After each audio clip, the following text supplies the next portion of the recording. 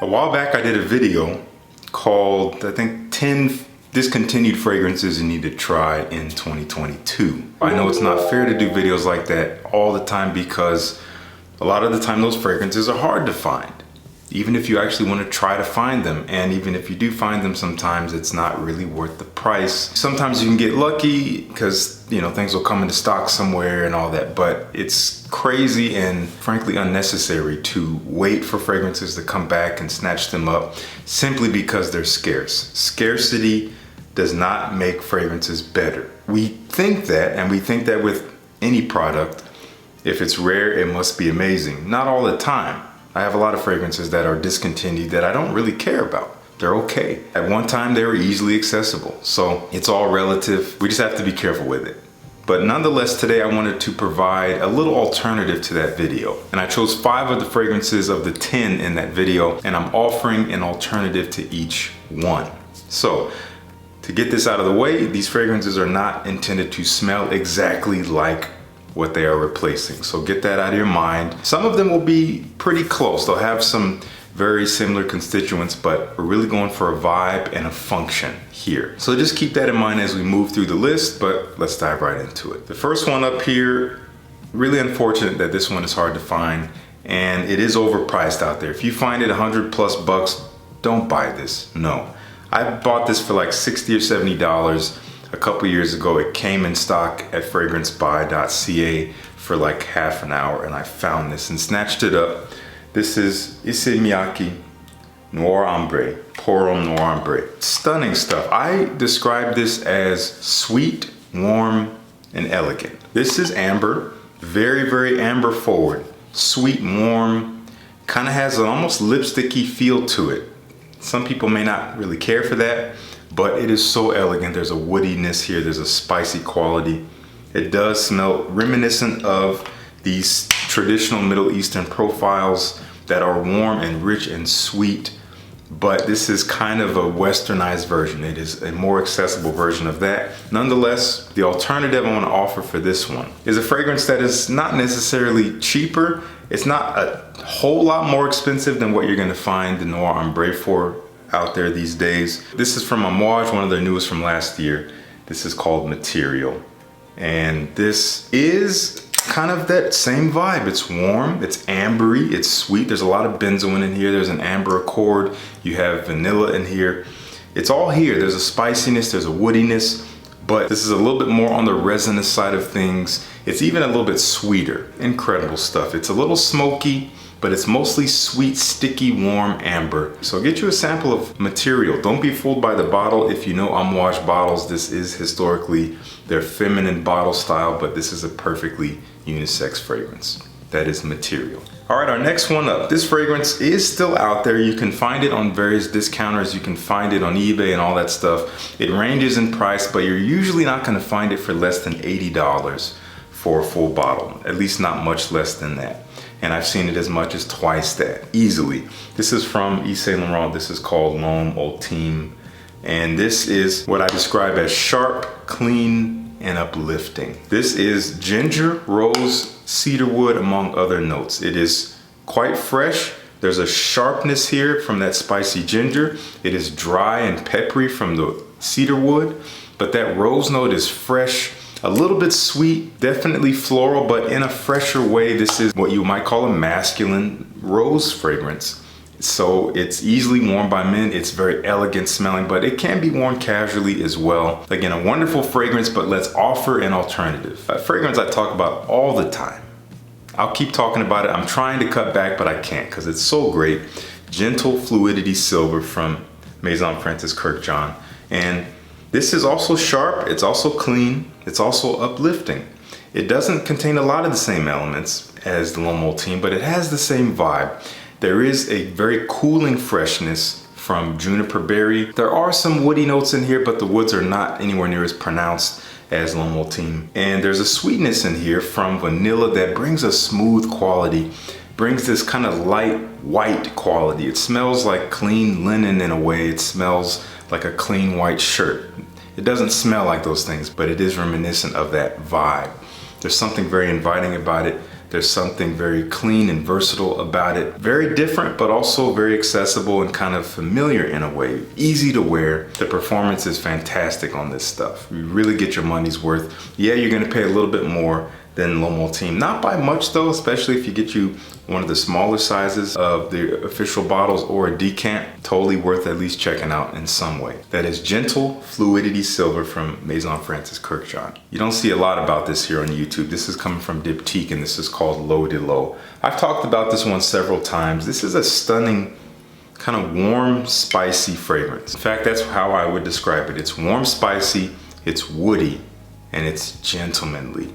Not for everyone. This smells a little bit mature. There are some bright citruses, but it's mostly like cloves and maybe some cardamom and definitely woods, a little bit of a natural sweetness, but not overly so.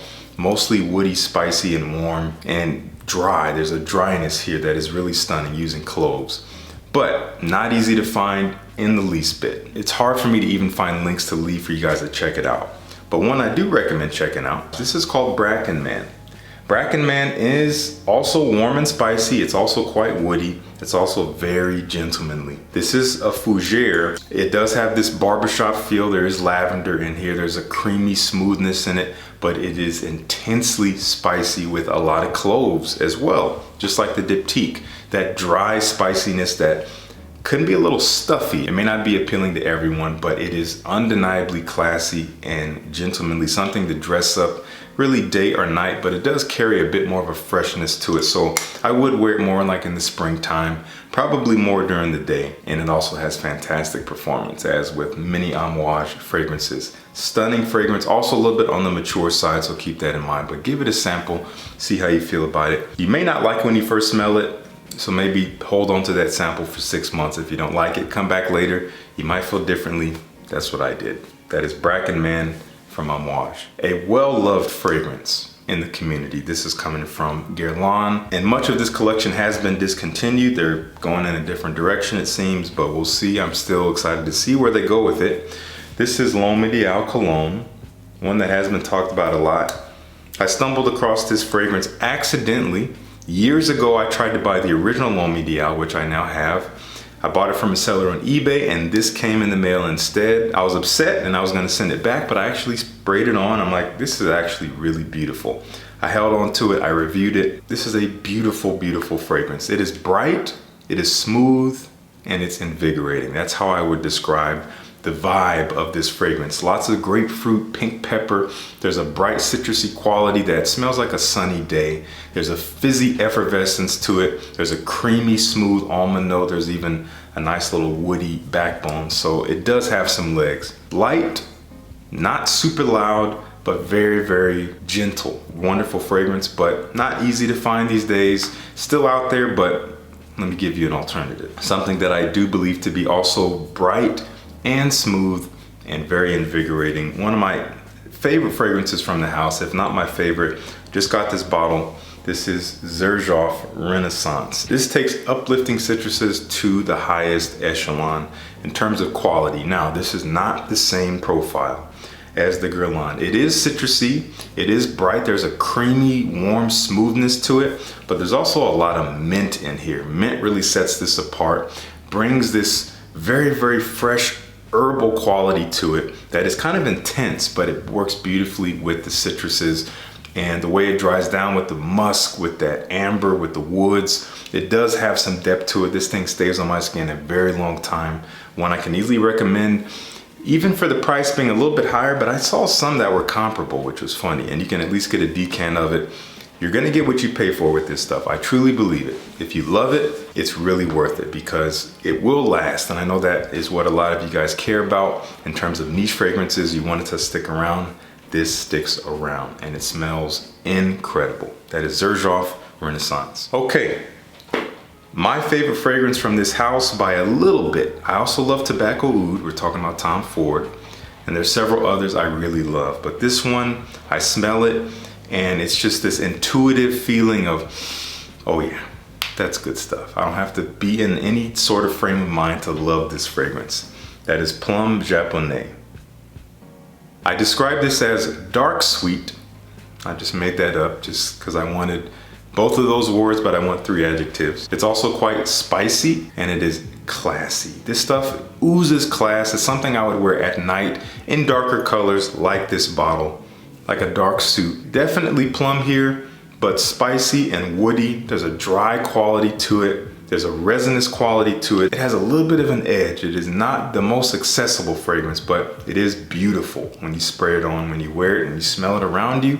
The plum is there, yes, but it is kind of engulfed by the woodiness, by the spiciness, by this somewhat balsamic quality. It is a shame that it is incredibly hard to find these days, unless you want to get a clone of it. But I do want to offer you an alternative that, again, doesn't smell exactly like this, but is actually in the ballpark. This is coming from Oud, and this is called Oud Jour.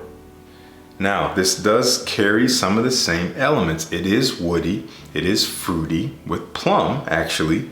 It is spicy, it's warm. I have it here in my hand. I wouldn't say it's quite as potent as the Tom Ford. The Tom Ford, at least for me, is not the strongest fragrance. I get better performance from a lot of the others in the line, but it's no slouch, and neither is this. Both of these will stick around on the skin a good little while. Both of them will be present with a nice little radiant bubble. Now, what does this smell like? This is plum, once again. It is oud, but it's a soft, dry, woody oud that is in no way edgy. This is a much smoother scent profile than the Tom Ford, maybe a little bit more approachable here. It's dark, it's sweet, it's spicy and woody, it's very, very classy. It's something to wear also on a night out to a more elegant scenario, wearing darker colors, perfectly unisex, smells incredible, very, very subtle, comparatively speaking to a lot of these very boisterous niche fragrances. But still, again, it will be present. You spray maybe 4 to 7 times, people will smell you. And it is a scent of some of the highest quality. I love the house of Oud, and I really do enjoy Oud Jour. This was my first love from the house, and I still love it. I have others that I like a little bit more these days, but beautiful fragrance worth sampling. All right, your turn. I want you to go down to the comments and let me know, have you tried any of the fragrances in this video, whether it's the discontinued crop or whether it's the alternative crop. And I want to know, what fragrances would you offer as alternatives to the discontinued gems I've listed? There are other ones I could have chosen from, other ones I could have used, but these are the ones that I could gather in a short period of time. So with more time, perhaps would have been different, but nonetheless, I want to know what you think. Please subscribe, join the Fresh Squad. Costs you absolutely nothing, so it's the easiest thing you'll do all day. And thank you so much for tuning in. Peace. I'll see you in the next one.